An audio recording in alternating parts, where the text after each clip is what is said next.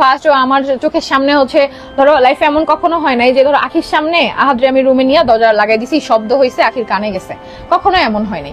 কিন্তু আখি মাঝে মাঝে হচ্ছে আহাদকে নিয়ে রুমে যাই তো ঠাস করে দরজা লাগাই দিত, ধরো আমি গেটের সামনে দাঁড়ানো, পরে ওই জিনিসটা নিয়ে আহাদ আখির সাথে ঝগড়া করতো যে তুমি এটা তিশার সামনে কেমনে করলা। তো এই কাজগুলো যখন ও করতো তখন আমি বুঝতাম যে হয়তো আমাকে বুঝাইতে চায়, আহাদকে অনেক বেশি ভালোবাসে। তখন আমি বুঝতাম যে হয়তোবা আমাকে ভালোবাসে না বা আমাকে পছন্দ করে না বা ওর হিংসা হচ্ছে। শুরু থেকে যে এমন ছিল এটা না, বাট লাস্টের দিকে ও একদমই মানতে পারতো না, একদমই না। ও হচ্ছে সবসময় ধরো পার্সোনাল টাইম তো পার্সোনাল টাইম, ওরা পার্সোনাল টাইম স্পেন্ড করলে ওই দিন আখি অনেক হাসি খুশি থাকতো। বাট পরের দিন যখন আমরা পার্সোনাল টাইম স্পেন্ড করতাম ওই দিন আখি টোটালি কথাবার্তা বলতো না, কান্নাকাটি করতো, ওই রুমে যায় বসে থাকতো। আমি ডাকতাম, এটা বাসা সবাই জানে, আমি ওকে ডাকতাম, ডেকে ডেকে এই রুমে আনতাম, আপুরা বলতো যে তুমি যাও ওই রুমে কথা বলো। কিন্তু ওর লাস্টের দিকে এই জিনিসগুলো অনেক বেশি কষ্ট লাগে। তো আমার কি কষ্ট লাগে না, আমার তো ভালোবাসার হাজবেন্ড, আর ও তো দেখে আসছিল।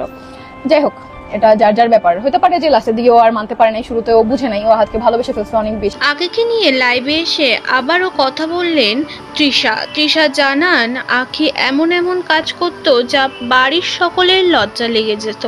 আমার সামনে আখি বারবার ঘরে দরজা দিয়ে দিত আহাদকে নিয়ে। ও বোঝাতে চাইতো যে আহাদ ওকে বেশি ভালোবাসে। তবে আমি এ বিষয়ে কোনো কিছুই বলতে চাই না। হয়তো আখি লাস্টের দিকে আর মানতে পারিনি যে তৃষা ও আমি একসাথে সংসার করব। তৃষার কাছে আহাদ রাত কাটালে হিংসা করত আখি, পরদিন কান্নাকাটি করত, রাগ করত। তবে এইসব কথা টোটালি মিথ্যে তেমনটাই প্রমাণ করলো আবারও লাইভ ভিডিওতে এসে আখি। তৃষা যে কথাগুলো বলেছে এটা নাকি তাকে আল্লাহ বিচার করবে যে কি ধরনের কথা বলা হচ্ছে তাকে নিয়ে। সে লাইভে এসে বলতেছে আমার নামে মিথ্যা কথা সত্যি কথা সব বানায় বলতেছে। যে যা কথা বলবে আমিও বলবো, তার ওই সব কথার আর কি জবাব দিতে হবে। জবাব যদি না দিতে পারো তাহলে কখনোই আমাকে নিয়ে লাইভ করবি না বা কোনো ভিডিও বানাইবি না।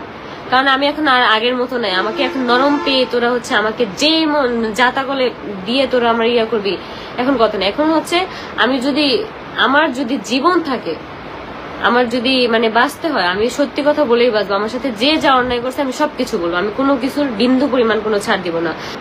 মানে কিভাবে একটা এই মানুষগুলো কিভাবে এত মিথ্যা কথা বলে? আমি যদি কখনোই মিথ্যার আশ্রয় নেই বা মিথ্যা কথা বলি, আল্লাহ যেন আমার বিচার করে, আল্লাহ স্বয়ং যেন আল্লাহ নিজের হাতে আমার বিচার করে।